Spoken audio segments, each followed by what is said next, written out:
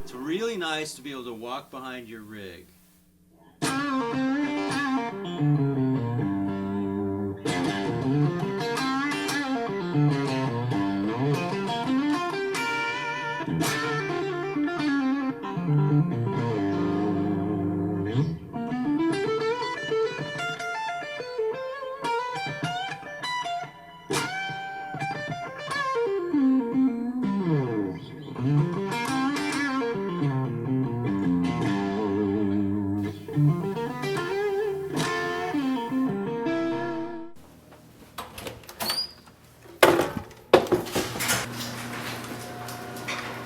So this is my vault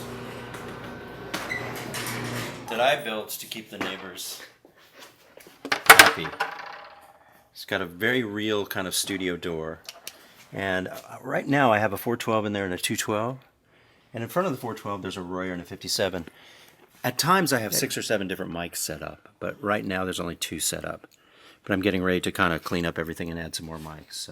So you have this kind of soundproof Yeah.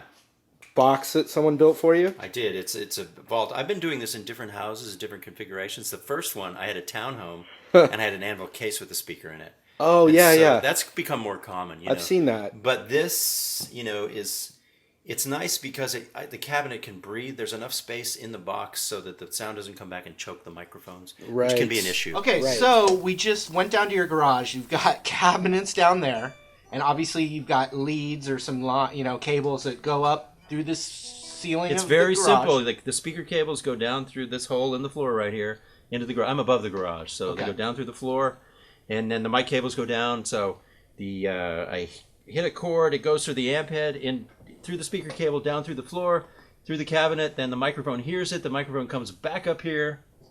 So all these different, you've got amp heads everywhere. Yes. And so, you hear something you want to track, and you're like, okay, that's a Yeah. Marshall thing, or Exactly. that's Or divided by divided 13, by 13. nailer. You've got a divided by 13 this down custom there. fender here, matchless. I have a diesel that's right there that's usually parked here. The diesel is a big tool for me too. And how do you just wire it in the moment? No, what I have is a custom amp switcher that Bob Bradshaw makes me that's really awesome. It has a rotary switch. So all I do is I choose the output with this rotary switch, and then I plug into the front of the amp. So if I want a sound and I want the matchless, plug into here, then I choose the amp on this rotary switch right here. Oh, let's see that. Where's that? You see it right down there. Clicking it, Oh, wait, hold on a rotary second. switch. Okay, one more time. Here's the rotary switch that chooses the amp. Nice. And you use divided by 13s a lot. I do. That's my main amp sound.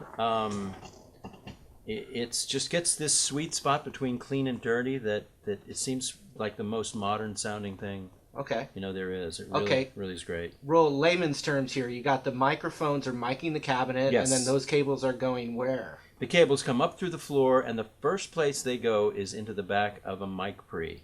And these are the things we love the most. I'm using this Bill Skibby mic pre with my 57 right now. It's based on a Flickinger console that I guess Sly Stone owned, and it's really a great open sound, and a lot of engineers I know really like it. So my 57 is through there, but previously I would use the 57 through this vintage 1084. I'll go down and hook up another 57 through that, but like I say, right now I only have 2 mics hooked up. I'm gonna reconfigure and add a few more. But I might have a 57 in here, a 57 through an API, or a 57 through this Bill Skibby. And then I usually have a Royer type of microphone that adds kind of all the body. Or what you get with a 57 is the fist, the mid-range fist. And you get that sound, and then when you add the Royer, the ribbon mic, you get all the fullness and sweetness around that. So they complement each other, and that's why it's kind of an industry standard. People use a Royer and a 57 a lot. You can use other, big mics. How far off the speaker do you put the mic? I like them close. I think they're about, they're about that far from the grill cloth. Okay.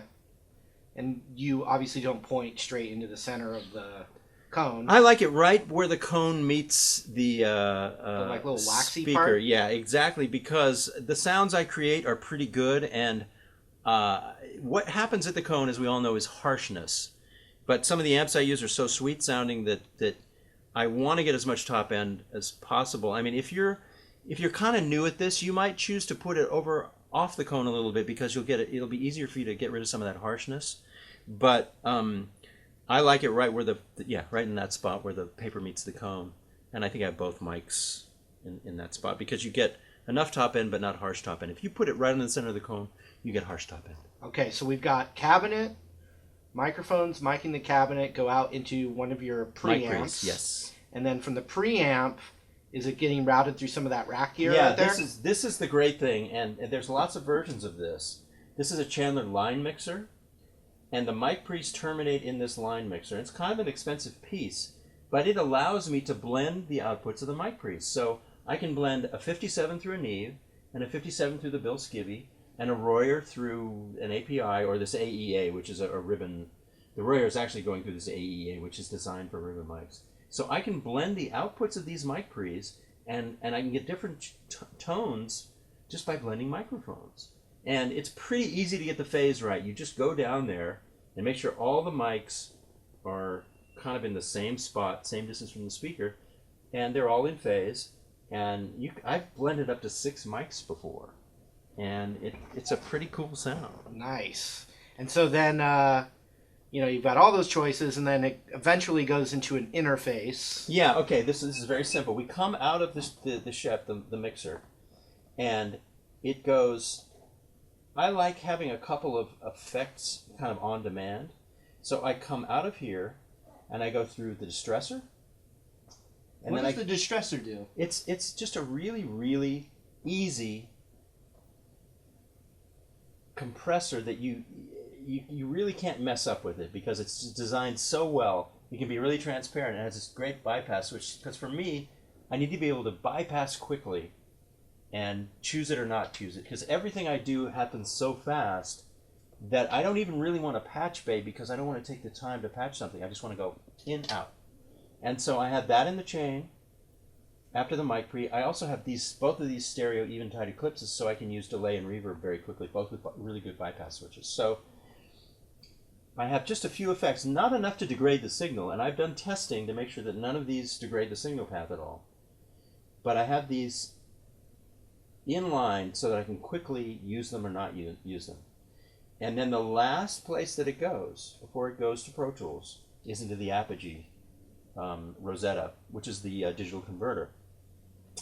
And it has a really great clock attached to it, which actually helps the sound too. So out of the converter, it goes straight into Pro Tools. So I can recap it really quickly. You have the guitar into the amp into the speaker into the microphone into the mic pre, which there are multiples of. The multiple mic pre's go into the Chandler line mixer, out of the Chandler line mixer into these 3 select effects, out of these 3 effects in stereo, into the Apogee converter, out of the Apogee converter into Pro Tools. Simple. That's the whole thing. So simple. Yeah. So simple. Yeah. Just one cable.